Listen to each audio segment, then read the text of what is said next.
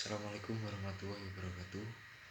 Perkenalkan, nama saya Adam Fawazakif Zoki Said, NIM 2102016105 dari kelas HKI C1 Fakultas Syariah dan Hukum. Di sini saya akan memaparkan materi tentang kodifikasi hadis. Pengertian yang dimaksud kodifikasi adalah mengumpulkan, menghimpunan, atau membukukan, yakni mengumpulkan dan menerbitkannya. Adapun yang dimaksud dengan kodifikasi hadis adalah menghimpun catatan-catatan hadis Nabi dalam mushaf. Sejarah dan perkembangan kodifikasi hadis.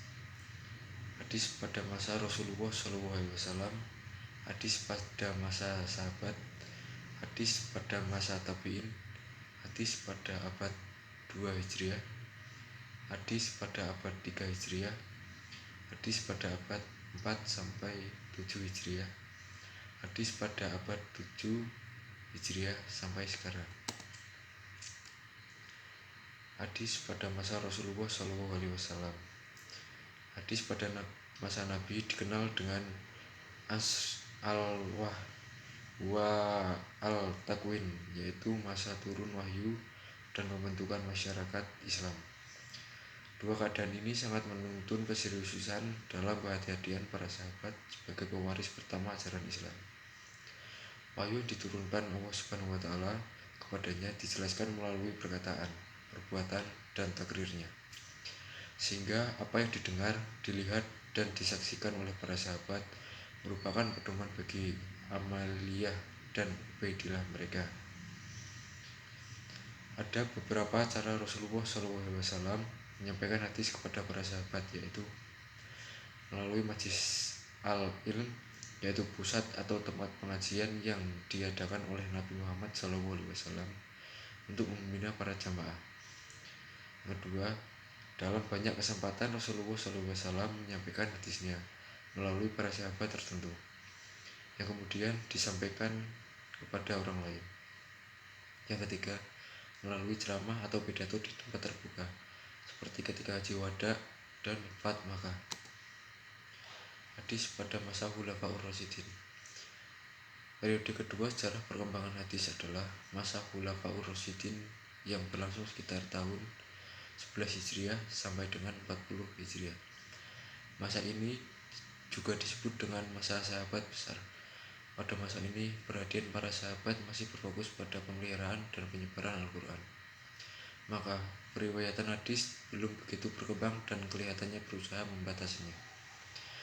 Pembatasan penyederhanaan hadis yang ditunjukkan oleh para sahabat dengan sikap kehati-hatiannya, menggunakan dua jalan dalam meriwayatkan hadis dari Nabi Muhammad SAW, yaitu periwayatan lafzi adalah periwayatan hadis yang redaksinya atau matanya persis seperti yang diurutkan Rasulullah SAW, dan hanya bisa dilakukan apabila mereka hafal benar apa yang disabdakan Rasulullah SAW.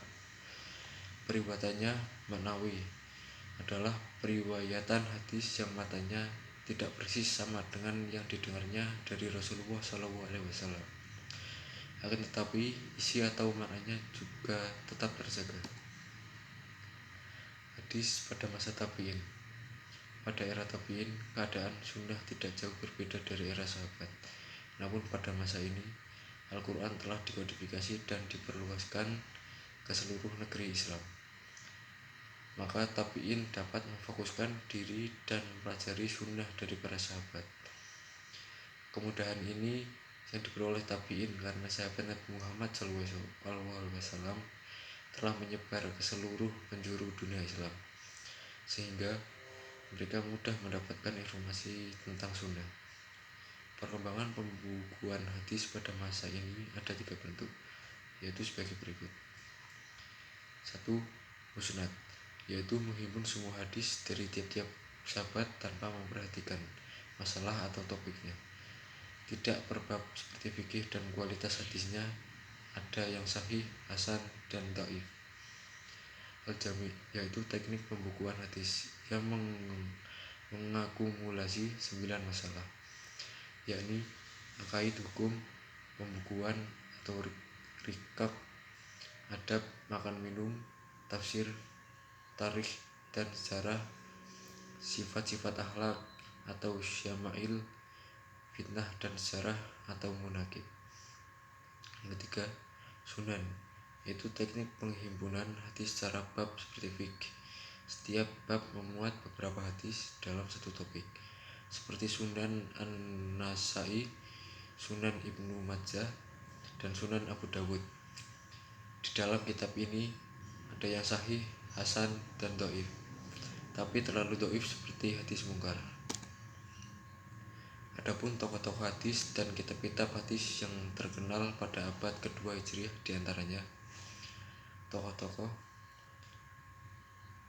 Malik, kitab-kitabnya Al-Muwatta, Sunan Imam Malik 95 sampai 179 Hijriah.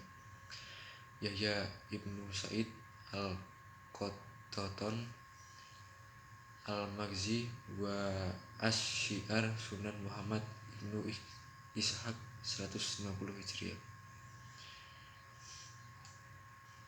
Waqi Ibn Al-Jarrah, Al-Jami' Sunan Abdul Ar-Razzaq Asy-Syahani 211 Hijriah. Ibnu Uyainah Al-Mushanaf, Susunan Syubbah Ibnu Hajjaj 160 Hijriah. Abdul Ar-Rahman Ibn Mahdi Al-Mushanaf, Sunan Sufyan Ibnu Uyainah 198 Hijriah. Al-Auza'i Al-Lajj Al-Mushanaf, Sunan Al-Lajj Ibnu Sa'ad 175 Hijriah. Ibnu Hanifah Al-Mushanaf, Sunan Al-Auza'i 150 Hijriah. Abu Hanifah Al-Mushanaf, Sunan Al-Humaidi 209 Hijriah. Asy-Syafi'i Al-Maghzi An-Nabawiyah, Sunan Muhammad Ibnu Waqid Al-Aslami 130 sampai 207 Hijriah. Al-Musnad, Sunan Abu Hanifah 150 Hijriah. Al-Musnad, Sunan Zaid Ibnu Ali. Al-Musnad, Sunan Imam Asy-Syafi'i 204 Hijriah. Mukhtalif Al-Hadis, Sunan Imam Asy-Syafi'i. Hadis abad 3 Hijriah. Hadis abad 3 Hijriah. Abad ketiga Hijriah merupakan puncak usaha pembukuan hadis masa keemasan. Ulama-ulama hadis yang muncul pada abad ini digelari muqaddimin yang mengumpulkan hadis dengan semata-mata berpegang pada usaha sendiri dan pemeriksaan sendiri dengan menemui para penghafalnya yang tersebar di setiap pelosok dan penjuru negara Arab, Persia, dan lain-lain.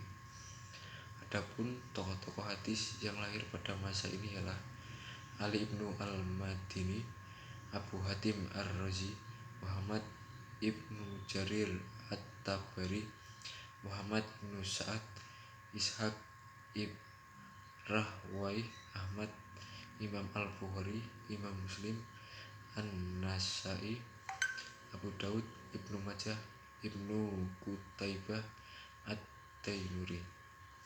Kitab-kitab hadis yang tersusun dalam abad ketiga Hijriah diantaranya Al-Musnad, Susunan Ibnu Musa Ibnu Abdillah Al-Ab'asyi. Al-Musnad, Susunan Musaddad Ibnu Musarrad. Al-Musnad, Sunan Abu Daud At-Tayalisi. Al-Musnad, Sunan Nu'aim Ibnu Muhammad. Al-Musnad, Sunan Abu Ya'la Al-Musahili. Al-Musnad, Susunan Al-Humaidi. Al-Musnad, Susunan Ali Al-Madini. Al-Musnad, Susunan Abed Ibnu Humaid. Al-Musnad, Al-Mu'allal susunan Al-Bazar. Al-Musnad susunan bagi Ibnu Makhlad 201-296 Hijriah. Al-Musnad susunan Ibnu Rohawai 237 Hijriah. Hadis abad 6 sampai abad ke-8 Hijriah. Masa ini adalah masa pemeliharaan, penertiban, penambahan, dan penghimpunan.